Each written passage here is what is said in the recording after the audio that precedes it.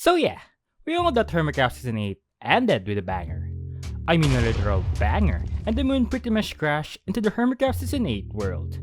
And things kinda ended from there, with the hermits escaping, flying, floating, and dropping the holes that will hopefully lead somewhere where they could start again in the brand new world. Whoa, is this the new Hermitcraft Season 9 world? Nope, this is your hardcore world. Oh, wait, how did you get in? I don't know, ask Scar. Well, I know for sure who will die first. Argar! Anyway, everything that happened in the server all lead up to this big moon crashing down. But what if? What if the big moon didn't crash into the server? What if the moon basically went like, nah, this ain't worth it, and basically left the hermits with their own business? Yay! And with the moon being in normal size and not acting up, causing earthquakes and floating blocks, what could happen to the server? Well, first off, obviously, the season will probably come longer, unless the hermits decided that instead of the moon getting big, it is now the sun getting bigger. But let's chill a little bit and set aside things getting bigger, okay? Let's talk about what could possibly happen if the hermits decided to continue on the season. So, in this scenario, all moon-related stuff involving the big moon will be voided, since in this alternate timeline, the moon didn't get big and left the hermits alone.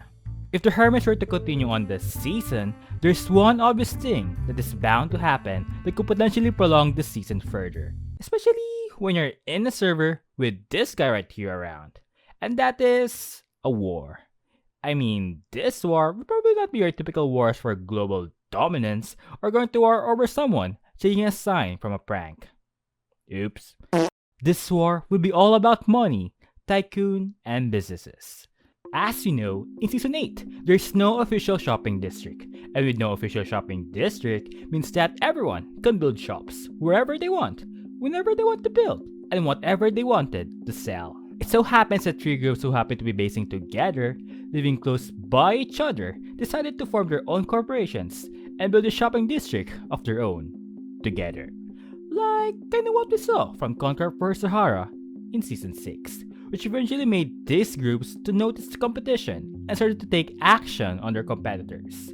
Before the whole Big Moon thing occurred in Season 8, these competing businesses were already bugging each other with boats, goats, and cash cows. But again, the Big Moon happened, and they set aside their competition altogether and decided to focus their time and resources to tackle the whole Big Moon situation. But with this timeline not involving the Big Moon, the three-way war between Botem Inc., Octagon, and Big Eyes could potentially escalate even more that might lead into a full-blown war between the three opposing businesses. This war will probably involve competition involving grabbing the attention of the other hermits, especially this Ito guy right here, who happens to be a big spender. Don't tell Iskal. What? The hermits will be their customers to shop in their shopping districts, or they can even go as far as sabotaging their competition entirely. We could see the Tycoon Wars would probably be a war sabotaging their competition left and right. But all wars need a definite end to decide upon who is the true winner. Major wars in Hermitcraft were usually done in a contest, like the capture the flag from the bases of J-Team and Team Star in Season 6, and the minigames in Season 7 with HEP vs the Mycelium Resistance. And so, this definite end could lead to these three businesses deciding to declare a winner by having a race to a set amount of diamonds. This will be basically a battle to have the biggest diamond pile in the server, and for convenience, they already have their diamond piles of their own to flaunt their massive wealth. In the topic of money, there's also another currency aside from diamonds that might be included in declaring a winner, and that is the Derp Coin.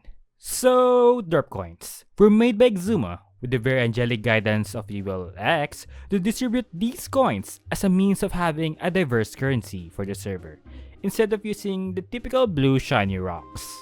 Some businesses like the Octagon have shown interest with Derp Coins and integrated them as an alternative currency in buying from their stores. But others like the Botem decided to ban Derp Coins from their shops and chose to stick with diamonds, which is probably the best decision they ever made, since Evil X later on revealed that the Derp Coins was a ploy to gather all the diamonds in the server and make him richer.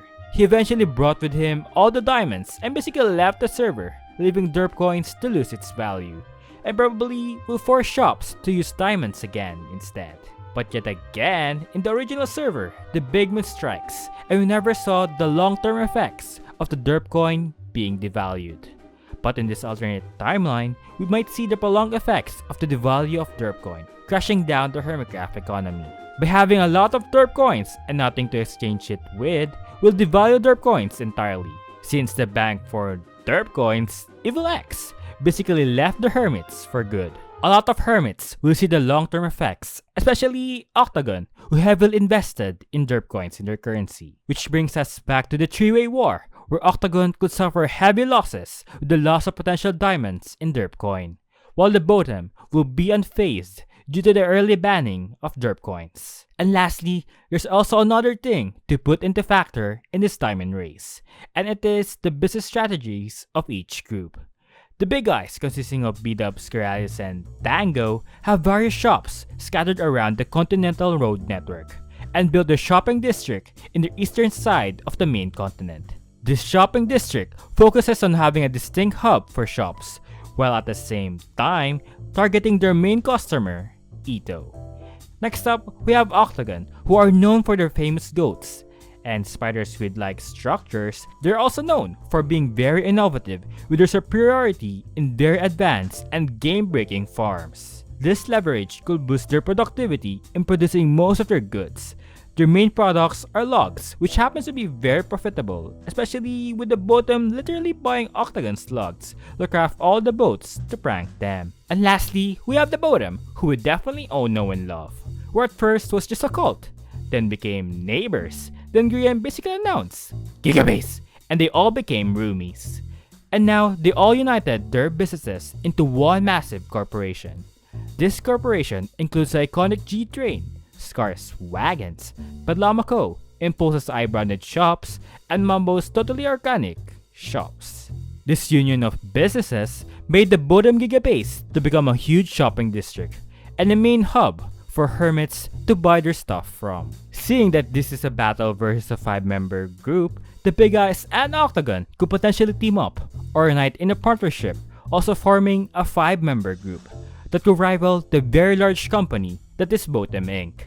The Octagon Big Guys partnership could use Octagon's superior farms and Big Guys' wide reach to compete with Botem in getting the attention of potential customers in this diamond race. Tycoon and business wars aside, there's a lot of things that could potentially happen if the Big Moon didn't go crashing down the server. Like the Hermits being able to finish their base, especially the back, dive deeper in the Hermatrix lore, and Ito and Beatup's minigame will be finally played. But hey, this is just a theory. But who do you think will win in this alternate timeline? And who knows, maybe Hermitcraft Season 9 could integrate some ideas from Season 8. Are we there yet? Nope.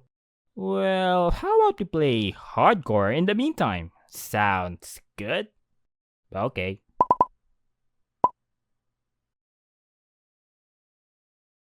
Oh look, redstone.